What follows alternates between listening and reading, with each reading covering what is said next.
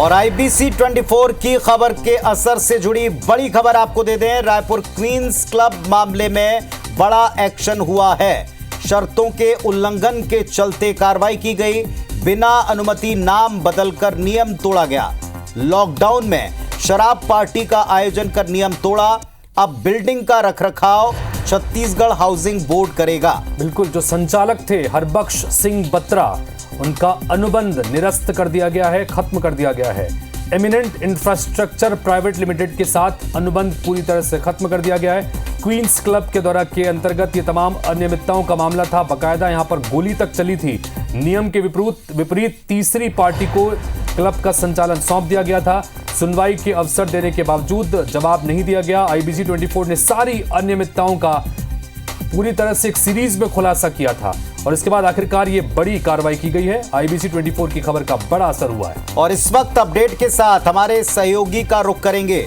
सुनवाई के अवसर के बावजूद भी इसमें परत दर परत खुलासे हमारे सहयोगी राजेश ने किए, हमारी टीम ने किया और इस वक्त भी राजेश राज मेरे सहयोगी हमारे साथ में जुड़ गए हैं। राजेश, IBC 24 की खबर का असर हुआ है। अब जाकर इस पूरे मामले में लगता है कि जो दोषी हैं वो बख्शे नहीं गए हैं, उनकी तरफ एक्शन के कदम बढ़े हैं।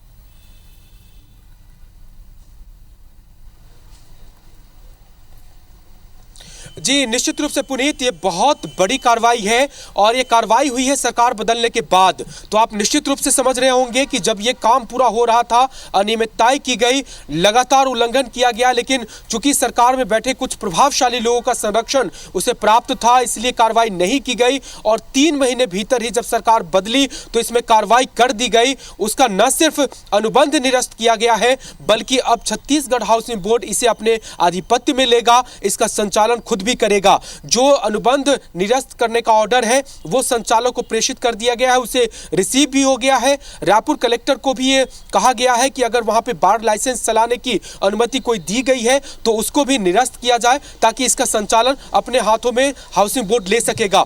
सिलसिलेवार ढंग से थोड़ा सा बता दे पुनीत, चूंकि आप भी उस दौरान लगातार उस स्पेशल सीरीज को देख रहे थे और लगातार उस खबर को भी आपने पढ़ा था, तो याद होगा वो 27 सितंबर 2020 की खबर थी, जब छत्तीसगढ़ में लॉकडाउन लगा हुआ था। कड़ा लॉकडाउन था क्योंकि कोरोना चरम पर था। उस लॉकडाउन को भी तोड़ करके क्वींस क्लब में बर्थडे पार्टी का आयोजन किया गया, शराब परोसी गई, भिलाई से आए कारोबारी ने गोली चला दी, तब जामनगर के मामले का भंडाफोड़ हुआ। फिर जब तफ्तीश शुरू हुई, फाइल खुली, तो पता चला कि क्वींस क्लब के संचालन के लिए एग्रीमेंट किया था हाउसिंग बोर्ड से हरबख्श सिंह बत्रा ने कि वो सिर्फ संचालन करेगा, लेकिन हरबख्श सिंह बत्रा ने हाउसिंग बोर्ड की संपत्ति को 9 करोड़ 11 लाख रुपए में किसी तीसरी पार्टी को बेचने के लिए अनुबंध कर लिया था और करीब 16 लाख रुपए उससे हासिल भी कर लिए थे। और लॉकडाउन में जब गोली चली तो संचालन भी कोई तीसरा आदमी कर रहा था। ये बहुत बड़ी अनियमितता थी। लगातार कार्रवाई का प्रेशर हुआ, लेकिन चूंकि ये कद्दावर मंत्री और कुछ प्रभावशाली लोगों का संरक्षण था, कार्रवाई नहीं होने दिया गया।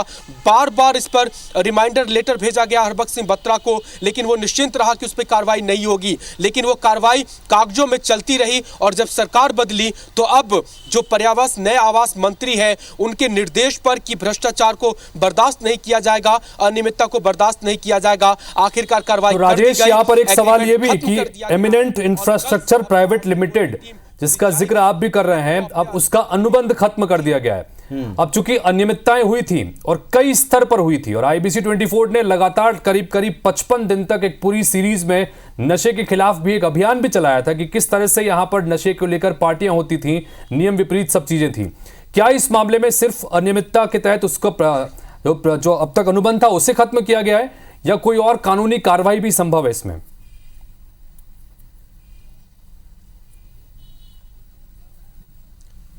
देखिए हितेश, फिलहाल जो कार्रवाई की गई है वो तो एग्रीमेंट के उल्लंघन का है, क्योंकि जब एग्रीमेंट करके हाउसिंग बोर्ड ने क्लब संचालन की जिम्मेदारी एमिनेंट इंफ्रास्ट्रक्चर के संचालक हरबख्श सिंह बत्रा और उसके साथ डायरेक्टर को सौंपी थी, तो बहुत सारे क्लॉज थे और जिसमें कहा गया था कि आपको सालाना फीस भरना पड़ेगा। उसने कई सालों से फीस नहीं पटाया था, उसके बावजूद उस पर कार्रवाई नहीं की जा रही थी।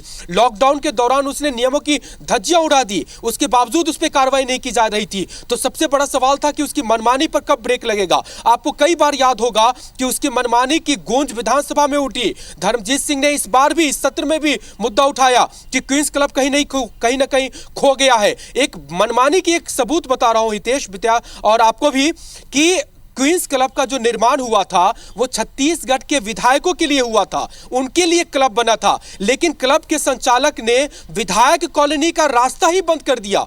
विधायक कॉलोनी यानी जहां पे विधायक रहते थे वहां से वो क्लब आते उस रास्ते को बंद कर दिया था।